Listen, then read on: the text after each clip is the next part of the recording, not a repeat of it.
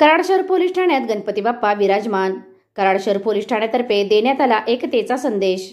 धार्मिक सण असो वा उत्सव आपण नेहमीच आनंदाने साजरा करत असतो, कारण आपल्या पाठीमागे असतो तो आपला पोलीस दादा। पोलीस दादा आपलं घरदार सोडून आपल्या सेवेसाठी व रक्षणासाठी 24 तास कार्यरत असतो। सण असो वा उत्सव आपल्या पोलीस बंधू भगिनींना कधीच आपल्या कुटुंबियांसोबत सहभागी होण्याची संधी मिळत नाही।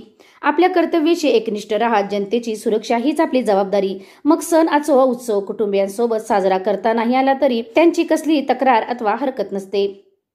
गणेशोत्सव हा महाराष्ट्रात नव्हे तर संपूर्ण भारतात साजरा केला जातो।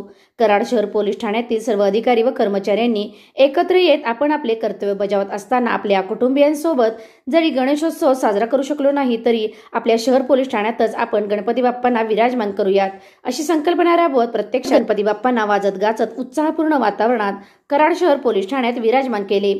यावेळी कराड शहर पोलीस ठाण्याचे वरिष्ठ पोलीस निरीक्षक राजू तहसीलदार यांच्या समवेत सर्व अधिकारी व कर्मचारी वर्गाने यामध्ये सहभाग घेतला। जाती धर्माच्या पलीकडे जाऊन माणुसकी हाच खरा धर्म, अशा प्रकारचे वातावरण या निमित्ताने पाहावयास मिळाले। तसेच या निमित्ताने कराड शहर पोलीस ठाण्यातर्फे जनतेला एकतेचा संदेश देण्यात आला। SK क्राईम न्यूज साठी संतोष कदम, कराड।